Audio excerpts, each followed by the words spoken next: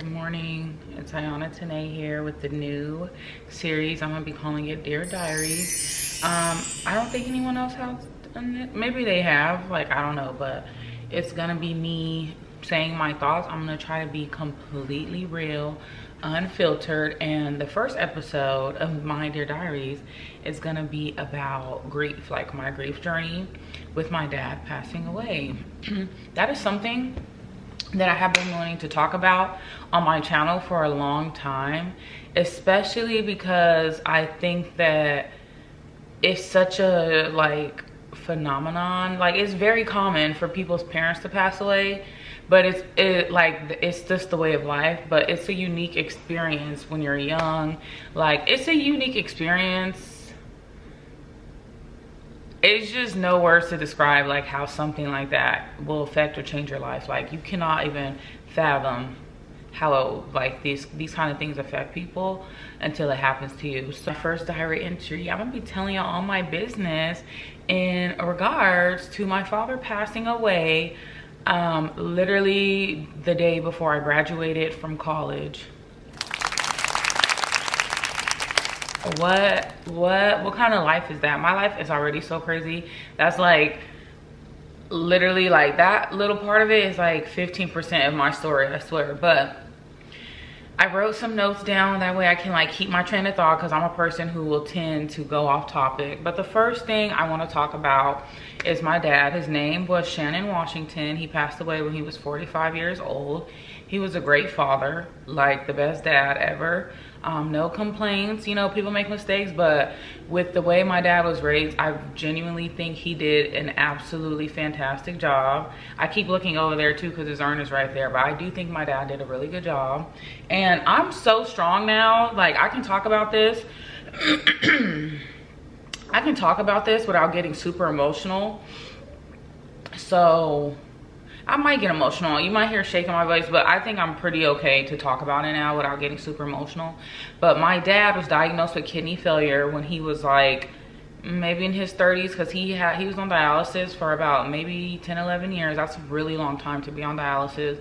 If you know anybody with kidney failure, you know how hard it is to go to dialysis constantly, and how hard it is on your body, and how bad it makes you feel just in order for you to survive another day. So yeah, he was diagnosed with kidney failure in his 30s, and that was just like a roller coaster ever since I was young. But also, as a kid of sick parents, if anybody out there is a kid of sick parents, then you know, like, you kind of get like used to it. Like, it becomes normal that your parents take medication, that they go to doctor's appointments, that they don't feel good sometimes. Like, when it's like that for years, then it becomes your new norm, and like every little hospital trip doesn't scare you to death. Like, yeah, you get nervous, but sometimes you're like, oh, I'm okay. And especially because my dad was the parent, I think that he wasn't telling us completely the truth, which you're supposed to do as a parent, you know, keep your kids safe, and I think that's what he was trying to do.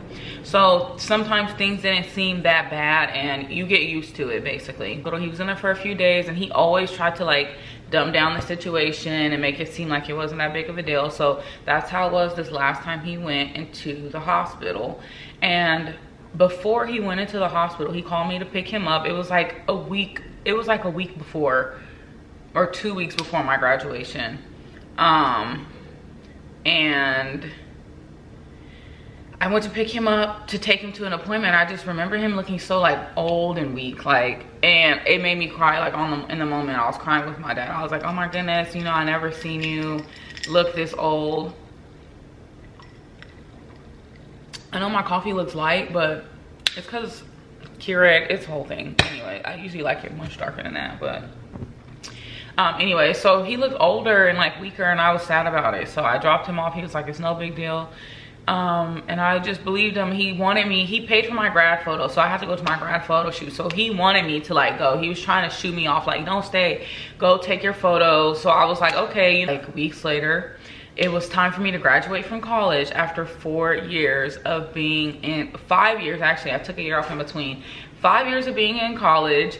I know my dad was so proud, so excited. He's been at everything I've ever accomplished. So this was the first thing too. Now I feel emotional, but this was the first thing too that he was not able to be there for. So I kind of knew that he might not make it because he was in the hospital, but I never ever thought that he would die. Like, I never thought that he would die, you know. And you have to be realistic though. Like, when I look back now, like, that's a terminal illness. I think my dad passed away when I was 22. I am now 25, going to be 26. And when he passed away that year, I turned 23, or I was 23, 24. I don't know. The numbers are blurred for me, and I don't focus on the numbers that much, like ages and stuff. I just know about the range, but because I would have to go back and really do the time, but I'm not doing that. Anyway, so we went to the hospital. I thought it was something. My mom called and said to come to the hospital that night. I graduate the next day. So we go to the hospital. I'm prepping for graduation, like getting my cap and gown together, all of that. I was decorating my cap for the longest. And that day I had a feeling like I was calling my dad all day. Usually he answers the phone, but he wasn't answering. So I was like worried I hadn't talked to him that day. So then when I went to the hospital, I walked in and we got up to the floors, me and my sister. I had no idea that my dad had passed away. So this is another traumatic experience within the experience. So I walked in, I'm like, hey daddy, I thought he was sleeping.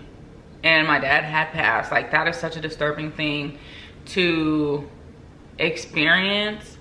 And I'm the one that made the realization. Like, I don't even think my sister realized. She was putting her bags down. I looked around the room, like, I started to observe. I'm very observant, and it didn't take me long for that to click. Like, it took maybe, that probably unfolded in a matter of like 15 seconds. Like, I walked in, hey, walked up to the bed, and then I like noticed he was like very still. And I'm like, wait, he don't sleep like that, like on his back. And then I looked around the room and I realized the monitors were off. It was just too quiet in there. And I'm like, oh my goodness. Like, and then I stared at him for a little bit to see if he was breathing. And it's so crazy, like, how my brain just thought to do those things, because that's not what I was thinking when I walked in. That's not what I expected to see. So I instantly turned to my sister. I'm like, Jaquay, like, he's not breathing. And then, you know, it went from there. Hysterics started. It was the worst feeling I ever felt. It felt like an absolute knife to the gut, like heart crushing, soul crushing. Like, I have never ever felt anything like that in my spirit. Like, it just completely shifted my world. And from that day forward, like, it has changed me as a person. It has changed me as a person, like, drastically. Like, I always been mature for my age, but that really shot me into like another dimension of adulthood, of independence, of loneliness, of darkness, of sadness, and also has brought me like a lot of joy on the other side of it. But yeah, that is the story of how it happened. And I went home that night. I called my bestie over. She came over and helped me. I just called her to let her know, because the next day was my graduation. So I had to inform like everybody that I invited that, you know, my dad passed away last night. If you still planned on coming, I'm not gonna be that jolly. And it was very hard for me to make that decision to come. When I was down there, and if you ever graduated from college, then you know, like, you go in you're behind the scenes, or either you know, like on the field, you're not in the stand, so you have to do the pre-preparation to be there, like when you walk out. So when we're behind the scenes or whatever, I'm trying not to cry so bad. I did not wear makeup. I did not do my hair. I threw the cap and gown on. I put on a dress and some shoes, and I went down there, and I was just completely in my head the whole time. I'm like, no one knows that my dad just died. Like, and I don't want to tell anyone because I don't know all these people. So I'm down here by myself. I don't have signal. I'm just trying to keep calm and like hold myself back from breaking down. So we finally get out there. I tear up a little bit, like, while I'm sitting out there during the ceremony. I walk across the stage. I see how many people are there supporting me. I'm appreciative of the people who come. And as soon as I was done, I literally left through the bleachers. I didn't even finish the ceremony. I immediately left out. And I took pictures early with everyone and I left, and then we went to eat after. And then it was just so hard for me for weeks. Like, after that, it was so hard for me. Like, family was making it hard. Turns out I had terrible friends in my life, and I'm so glad God removed them, because I don't think those people could be where I'm at now with me. So it really shifted my life. Like, it was an uproar, like losing friends, losing family members. It was chaotic. And it's like when my dad died, a lot of other things died with him. in my life, and parts of me died with those people, and like my whole outlook on the world had changed. Things that were once important were no longer important to me. The things that I used to find enjoyment in were no longer fun. I ultimately went into like I just went into deep grief, depression. Part of it is so hard to explain. I was drinking more, I was smoking more, terrible stuff. It makes you feel like out of your mind. I was just doing anything to not feel like that. And I see other people do it when they're going through grief, and it's really like hard to explain, to try to tell them, hey, you know, you're gonna feel like this and that. There's really no timeline. It has been about 2 years since my dad has passed away, and that still seems like no time.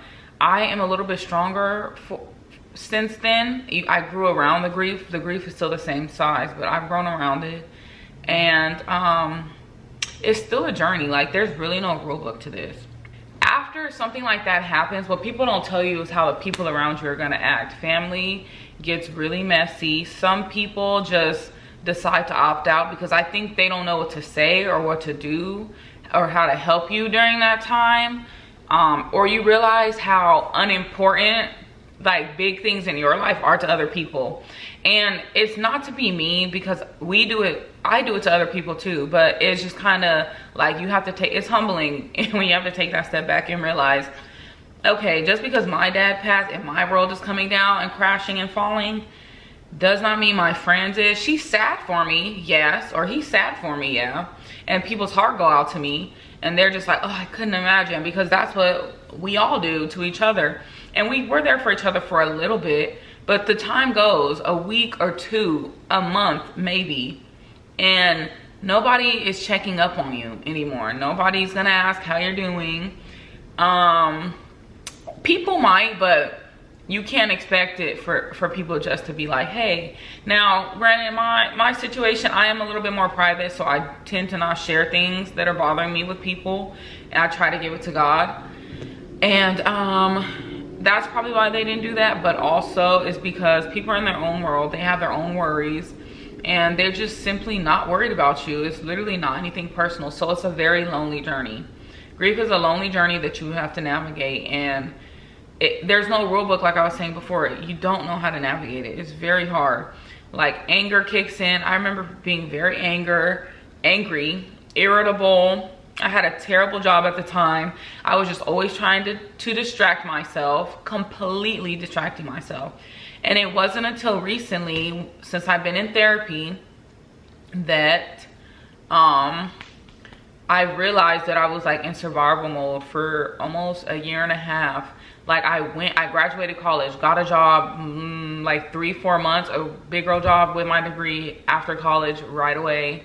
I quit that, started a whole new job. I've moved, I got in a relationship, I met my boyfriend since then.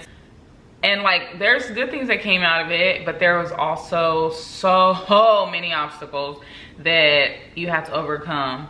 And I know this is a universal experience, because a lot of people eventually lose their parent, but it's also a very unique experience, because losing your parent right when you graduate from college, I'm still trying to navigate life, and I have no one to, like, you know, ask for advice. Like, that was my go-to person. I had no one to ask for advice. Like, who was my older person to go to? Because I have a small family. Like, there's not a lot of people to reach out to. And then when my dad passed away, a lot of my family started acting up, and I chose to not like be around them anymore. And I'm so at peace with that decision. Like, I'm so happy I chose my peace at the end of this. In this whole entire situation, that is one thing I prioritize throughout those 2 years, is choosing my peace, because I realized how others can disrupt your peace, and I was just like, I'm not allowing it. You know what, like, this is already hard enough for me. I'm not gonna let you come in and make it even worse for me. I pass. I choose to not participate. So I choose my peace and everything. But losing a parent is like a universal experience. Like, eventually older people, if their parents live on long enough, lose them or not, or parents lose their kids. But in this situation where kids lose the parent, that is a normal thing to happen. that's the way of life. But for it to happen when you're 23, 22 is like so fucking hard. It's hard to know that my dad will never meet my kids, because I do plan on having kids in the future. I think he would have been a great grandfather. It's hard to know that he never got to see me graduate, even though he was so excited and literally paid for my grad photos and everything like that. It's hard when he's not here for Christmas, the things that you're not even prepared for, you have to deal with. My dad used to take care of all the Netflix and all the Hulu, like the apps. It was hard trying to get it was hard trying to get that stuff switched over. It's hard trying to get in his email because things are sent there. It is hard trying to navigate people's lives after that. The apartment he lived in, vehicles, other things. Like, it was hard to, there's things that come up that you don't even realize you have to deal with. I had paid for the cremation. Like, no one donated money. We don't have insurance. Funerals are expensive. And to deal with that all at the age of 23 is so hard. And when you just graduated from college, I don't have money, and I still managed to do that. And that was a very, very easy decision, but also like surreal thing to be doing. And that's the type of thing where it's like, this experience is so unique. Like, my friends have no idea what I'm even talking about. For example, like, this is why grief is so weird. When I went to LA with my boyfriend like a month or two ago, like around Mother's Day. So we're currently in July, like a couple months ago. And we were in the diner, and it was Mother's Day. It's not Father's Day, because I didn't even get emotional on Father's Day. But I seen like an older woman, maybe like in her middle-aged woman, like 40s, 50s. And then her mother with her, and they were having breakfast while me and my boyfriend were having breakfast. And it just made me so sad, because I was just looking at her and I was like, wow, how lucky are you to like be here with your mom at that age.